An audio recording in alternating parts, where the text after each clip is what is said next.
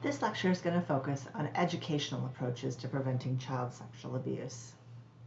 So, as we've already discussed, we know that child sexual abuse is a major public health issue impacting 1 in 4 girls, 1 in 20 boys by the time they're 18, with numerous long-term psychological, psychosocial, physical, and socioeconomic impacts to the individual, their loved ones, and the community as a whole. And so one of the real targets of prevention has been kind of education and public awareness of child sexual abuse. As we've talked about, one of the reasons that child sexual abuse is one of the most underreported crimes is because it still hides in the shadows. People feel shame and guilt. People feel uncomfortable talking about it. If you tell even anybody that you are taking a course on child sexual abuse prevention, most people will kind of feel very uncomfortable once they hear that. It's not something that people still, even today in 2025, talk about with any great ease. And obviously, looking back, that was worse historically. Now we are a little more apt to talk about it, but part of it is really, because it lives in the shadows, we have to bring it out in the open. And the more that we talk about it and teach people about it and, give awareness to the problem, the less likely it will be to be perpetrated. And we've talked about different models of prevention. So we're going to focus today, we're going to touch on secondary and tertiary, but we're primarily going to focus on primary prevention. So just to give you a brief recap, primary prevention is before the abuse occurs. It's generally done on a population basis. Secondary prevention is when we identify risks, either for victimization or perpetration, that we then target those high-risk individuals before the abuse happens. And then tertiary prevention happens after the abuse occurs, and that's to minimize the long-term impact, and that's why we provide services to impacted individuals, both those who've experienced victimization and those who perpetrated, so that those who perpetrated will not do it again, and those who've experienced victimization can receive services so that they can have the best outcome. But in order to kind of do early targeted and robust public health response, we need to target all 3 of these levels. So when we think about educational interventions specifically for primary prevention, we have multiple kind of targets. So the first is child education. So these are kids getting education at school, in the home, in youth serving organizations about body safety, how to handle when somebody makes boundary crossing behaviors, and what to do if something happens to them. We can also target parents or guardians by teaching them how to recognize grooming and teaching them strategies to engage in open and honest communication with their kids, not have secrets in the home, so that kids are comfortable telling parents when there have been boundary violations or if something has happened to them. We need to train kind of frontline staff, and with children, that is usually school staff. We have 50 million kids in the US who are attending school, and so the teachers are seeing them probably more than anybody else. And so teachers in America are mandated reporters of childhood sexual abuse, and so they need to learn how to do mandated reports, what are the signs and symptoms of child sexual abuse. But I think we also need to teach them how to recognize grooming behaviors, and also how to create safe environments in the school. Finally, there are public awareness campaigns. So this would be similar to kind of things that we had with the Me Too movement and legislation, things like Aaron's Law, which we'll talk about momentarily, which mandates sex abuse prevention education in schools. So secondary prevention, from an educational perspective, is really kind of teaching people how to identify those early risks, both for perpetration and for victimization. We know that kids who are vulnerable for a variety of reasons are more likely to be targeted for child sexual abuse, and so identifying those vulnerable kids and giving them intervention services, helping them with self-esteem, making sure they have adequate guardianship, things like that. But we need to teach people, such as teachers, counselors, parents how to identify those risk factors. And then for adults, it's harder, but identifying risk factors for perpetration, and that's we'll talk about a little bit later about minor attracted individuals. Then we want to focus on at-risk populations. So we know that kids in foster care, those with disabilities, special needs, LGBTQIA plus kids are at increased risk. So providing them with education and again, on how to protect themselves, how to detect grooming behaviors. Those, providing support programs for those who are at risk for offending. Again, those would be the minor attracted people, things like Stop It Now, which is a confidential hotline people can call, so providing them with information about what they can do. And then also teaching youth serving organizations about risk reduction. So what can they do? And we'll talk a little bit more about that when we talk about preventing CSA within institutions and youth serving organizations. And then tertiary prevention is after the abuse has happened. When we're thinking about educational interventions, it's really focused on psychotherapy, providing people with information, giving them, trauma-informed resources, providing information and knowledge for the non-offending caregivers, and then a lot of it is kind of, the prevention of reoffending and monitoring, which isn't really particularly it's not particularly an educational intervention, but we really need to do this across systems. So this is not something that can work in isolation. This is something that we have to do across the entire socio-ecological model. So, at the individual, the family, the community, and the societal level. But we really need to focus on these educational interventions in schools, in child welfare and social services, for healthcare providers, for faith-based organizations and community organizations, and for law enforcement and justice systems. So teaching them, to recognize sexual grooming behaviors, signs of sexual abuse, what to do if sexual abuse is reported, all that stuff. So that has to kind of be in all those places where kids might have contact with, those systems of the socio-ecological model. And no single program can prevent child sexual abuse alone. And this is where my Swiss cheese model comes in. So if you think about a piece of Swiss cheese, it has, random holes all over it. And if you're layering pieces of cheese, you need to layer multiple layers of cheese to close all those holes. Similarly, when we think about sex abuse prevention, there's not just one thing that we can do, there's multiple areas to target, and education is one of them.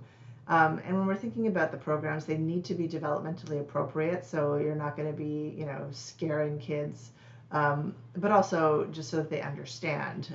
So, it's not a one and done, it's something that you're going to be talking about throughout their lifespan. As they grow and develop and understand sexuality in different ways, but it also needs to be trauma informed, meaning the kids have control and choice. And we need to make sure that it's coordinated across all levels, so that we are, making sure that it's not just in one facet or one area, like it's not just primary, secondary, tertiary, it's not just based on the individual, that all those systems are working together.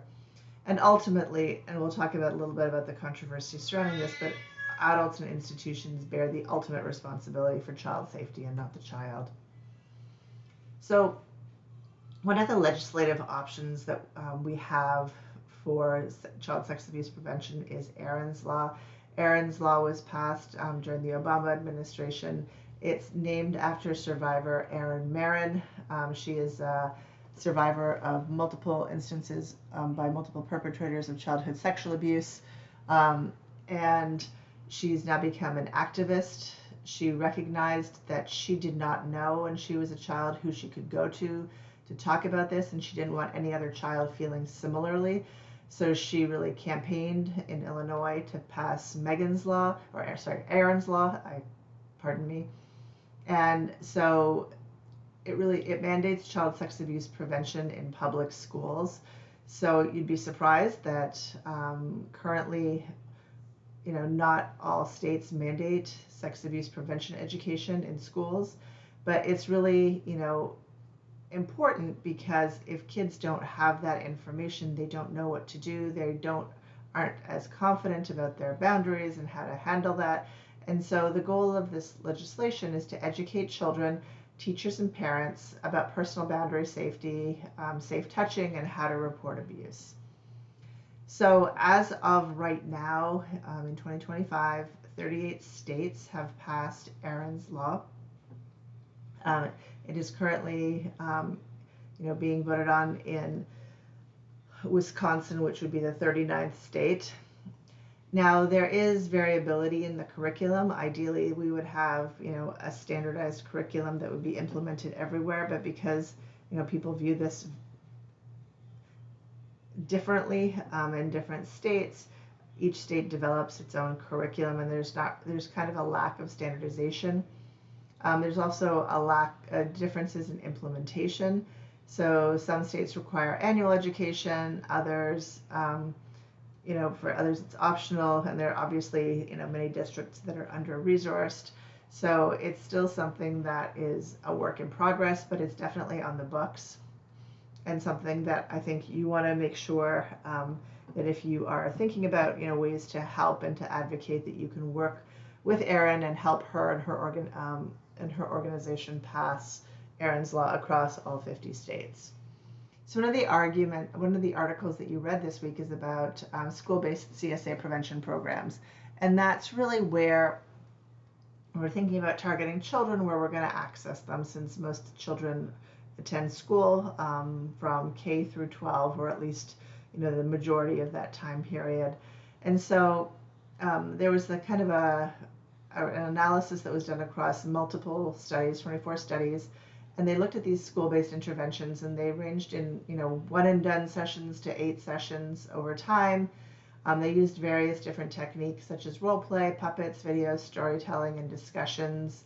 The content of the programs was generally kind of, body safety, safe, unsafe touches, not keeping secrets, which we know is a grooming behavior, and how to seek help if something has happened to them.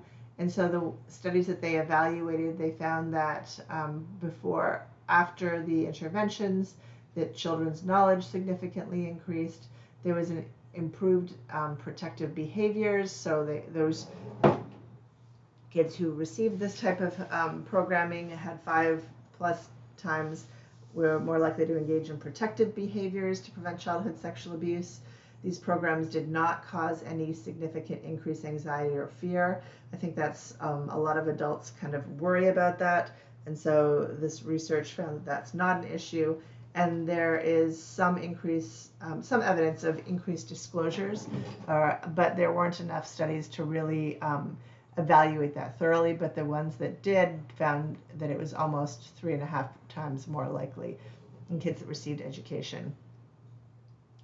So there were different ways to kind of, do delivery of these types of programs. They can be delivered by the classroom teacher. It's often the health teacher, and they do it kind of in conjunction with sex ed, but it can also be the general classroom teacher. It could be a school mental health professional, like a social worker or a school counselor, or it can be a trained facilitator who comes into the school. And they can have many different ways of doing it. They can do multimedia presentations like videos or cartoons, which would ensure standardization. They can be interactive, so they engage kids in games and role plays, which, from a developmental perspective can be good. It's also skills building, which teaches them, how they can react. And they might also receive printed materials like coloring books or storybooks. And these are often tailored to the age and cognitive level of the children. So the same program would not be designed to be disseminated to kids who are 5, as kids who are 10, as kids who are 15. So the material and the program content would be tailored to the age of the child. There are controversies, as I alluded to earlier, in these child-focused educational interventions, in that critics argue that the burden shouldn't fall on children. No other problems that are faced face children, or really is it the child's responsibility to protect themselves? It's really adults' responsibility. And even if you give them, these skills or teach them what to do, they may not be able to do it in real situations. But overall, we know that education, at least in the information that we have, shows that it may increase disclosures and it can empower children. And we know that if people feel empowered, they're more likely to protect themselves. The other thing that I argue about when people argue against teaching kids is that child sexual abuse most often happens in private by somebody who is perceived to be, a trusted adult or a trusted individual. And so if we don't teach kids and we don't give them the skills, then, while we as parents or guardians try to be there and looking out for our kids, we can't be there 100% of the time. And so because of the nature of childhood sexual abuse, the more ways we're targeting it, the better. So obviously the entire onus cannot be on the child, but I think it's an important piece of that Swiss cheese puzzle. And so while, the children's education is important, the responsibility of adults is key. So we really need to teach adults awareness and intervention. And that's really where those red flag sexual grooming behaviors come in, and teaching them, what sexual grooming looks like, how sexual abuse happens, who perpetrators of sexual abuse are, that it can be women, other youth, that it's somebody who is known to the child, that they need to be, asking institutions what are their policies and procedures, and holding institutions where children are being, spending time, such as schools and youth serving organizations, and religious organizations, what their policies and procedures are, and that they have adequate safeguards.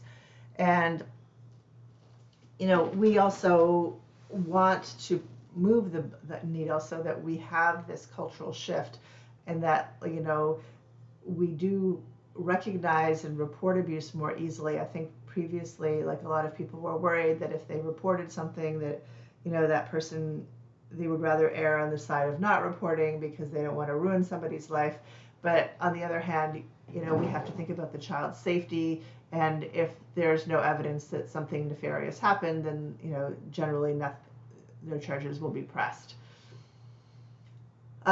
There are some parent-focused child sexual abuse prevention programs, the Martin and Silverstone Prevent It article that you read. And so it targets adult knowledge, attitudes, and behaviors.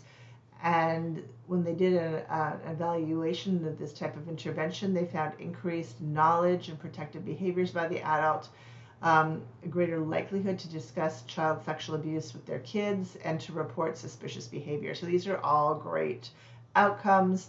And they found, what was really nice is that they found behavioral engagement. So that's where they, not only did they learn more and know more, they were also more likely to engage in behaviors like talking to their kids or reporting. So that's really good. So what do we include in some CSA prevention programs? At this point, we're kind of thinking, based on what we know about how sexual abuse is perpetrated, these are kind of best practice guidelines. But talking about bodily autonomy and ownership, that the body belongs to the child, that they are the ones who make decisions about who and how people touch them. Talking to them about safe, unsafe, and confusing touches, what they can do if they experience those. Talking about secrets and surprises, what's the difference, and that we shouldn't have secrets. And then if somebody is crossing those boundaries or something happens to them, how they can tell and who they can tell, and have them practice those types of, interventions. Role play can be really helpful. And so again, making sure that these are delivered in age-appropriate formats. And this is not, again, a one and done, that this is something that kids are getting throughout various developmental time periods. And it's a conversation that is happening not only in school, but it's being continued in the home as well. When we think about program content for parents and caregivers, we wanted to have them recognize the signs of childhood sexual abuse, how to talk to their kids about these topics, because, historically we had the American Pie type of sex talk where everybody is feeling very uncomfortable. It's like it happens once and then it's done. But we really want adults to start talking about these issues with their kids, like from the time they're very, very little, at age appropriate ways, but that it's something that's open, because part of the reason, as we talked about, that sex abuse is not disclosed is because it's deemed to be shameful. And so if we don't have shame around issues related with sexuality, kids are more likely to share boundary crossing behaviors or situations that they feel unsure or uncomfortable about with their parents or guardians. How to respond if a child discloses appropriately. So you don't want to freak your child out. You want to listen, you want to get information, and ask open-ended questions so as to not interfere if there needs to be an investigation.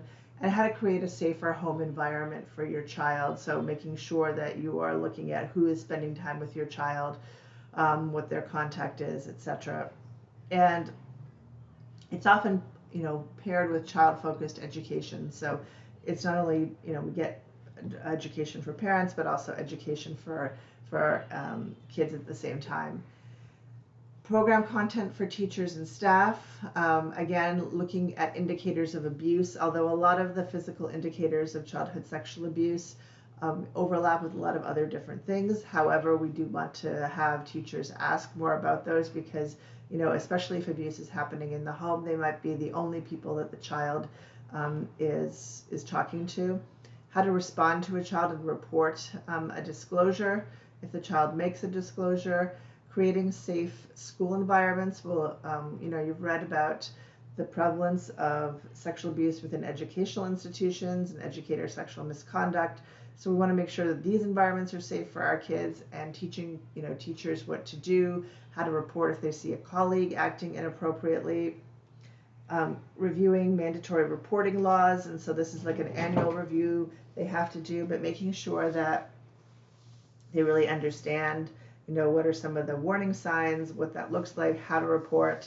And given that teachers are the ones that are implementing Aaron's law, that's really important for proper implementation. And then finally, thinking about our socio-ecological model and the community, we want to have these broader, campaigns that address child sexual violence as a public health problem. It's still not something like we saw with Me Too.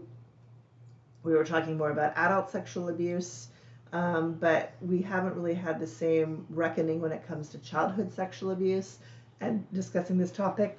Excuse me. But we want to talk about bystander interventions, like if you see something going on, how do you intervene? Challenging myths about child sexual abuse and the stigma that goes along with it, so that we better know, who might be a perpetrator, but also that we help and don't stigmatize people who've experienced sexual abuse, so that they can help with it, will help with their healing. We teach them how to support survivors and their families, and we can do this through public service announcement, town hall meetings, trainings, commercials, and even integrating it into popular culture, like, TV shows, things like that. So thank you again.